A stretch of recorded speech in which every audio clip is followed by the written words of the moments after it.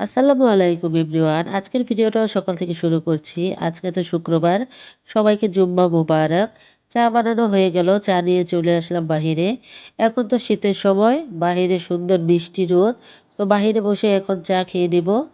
তো আমি চা খেয়ে নিচ্ছি। শীতের দিনে তো বাহিরে খুব ভালো লাগে রোদের মধ্যে। সিম্মিও বসে পড়েছে খিচুড়ি নিয়ে। আমার শাশুড়ি মা খিচুড়ি রান্না করেছিল।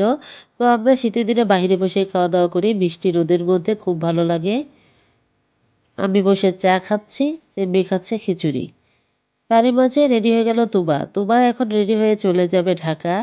ওরা তো বেড়াতে যাচ্ছে, তুবা আর তুবার মা। তো চলে গেল ঢাকা বেড়াতে। কিছুক্ষণ পরে চলে আসলো মাছওয়ালা। এখানে অনেক মাছ এনেছে। তো কি কি মাছ এনেছে আমাদেরকে বাহির করে দেখাচ্ছিল। তো এখানে অনেক মাছই ছিল। বিলের মাছও ছিল, নদীর মাছও ছিল। তো আমরা মাছগুলি দামাদামি করছিলাম কেনার জন্য। তো মাছগুলি খুবই সুন্দর ছিল। তো অনেক কথা খরচ করে মাছগুলো কেনা হলো। তো এবার মাছগুলি ঢেলে দিয়ে যাচ্ছে। বিলের মাছ খুবই সুন্দর। তারপর মাছগুলি তো কেটে নেওয়া হলো। ভাতও বসিয়ে দিয়েছি, বলক চলে এসেছে। এইবার গাছের টাটকা টাটকা শাক কাটা হবে। এ হচ্ছে লাউ শাক। তো আমি লাউ শাকগুলো বেছে নেব আর নলা মাছ দিয়ে লাউ শাকের ঝোল রান্না করব। মাছ কেটে লবণ দেওয়া হয়ে গেছে, ভেজেও নেওয়া হয়ে গেল। মশলাটা কষিয়ে নেওয়া হয়েছে। এরই মধ্যে দিয়ে দিলাম নতুন আলু আর হচ্ছে লাউ শাক। এবার ভালোভাবে কষিয়ে এর মধ্যে ঝোলের পানিটা দেওয়া হয়েছে শাকটা সিদ্ধ হওয়ার জন্য। তারই মাঝে দেওয়া হলো মাছগুলো। তো এবার মাছগুলো দিয়ে সুন্দরভাবে ঢেকে দিব। আর এই পাশে মশলাটা কষিয়ে নিয়েছি। এই মাছগুলির নাম হচ্ছে বাটা মাছ। তো বাটা মাছগুলি ভালোভাবে কেটে ধুয়ে নেওয়া হয়েছে। তো বাটা মাছের চচ্চড়ি আমার কাছে খুবই ভালো লাগে।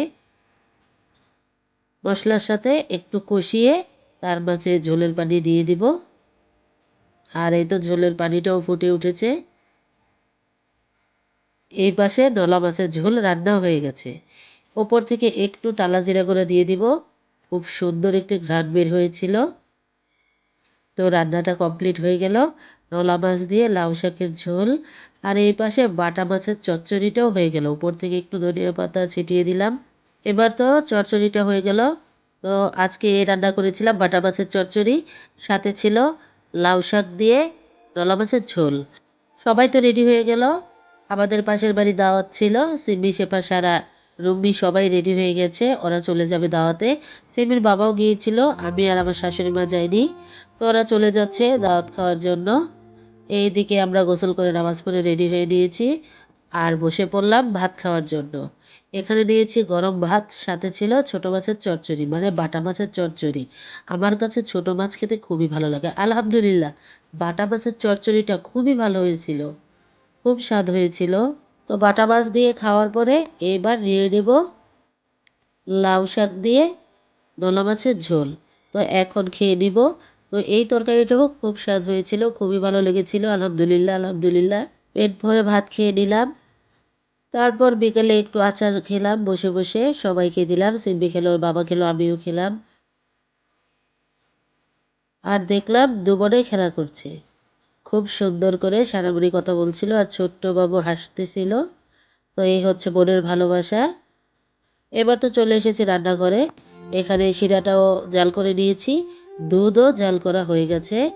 আর এদিকে চালটাও ব্লেন্ডার করে নিয়েছিলাম। তো চালের গুঁড়াটাও রেডি হয়ে গেছে। শাঁসটাও চুলায় বসিয়ে দিয়েছি। এবার ব্যাটারটা দিয়ে দিচ্ছি সাজের ওপর। আর হয়ে গেল পিঠা। আলহামদুলিল্লাহ, খুবই সুন্দর হয়েছে পিঠাগুলি। তো প্রথম পিঠাগুলি বাচ্চাদেরকে দিব খাওয়ার জন্য। তো আজকে এই পর্যন্ত। আল্লাহ হাফেজ।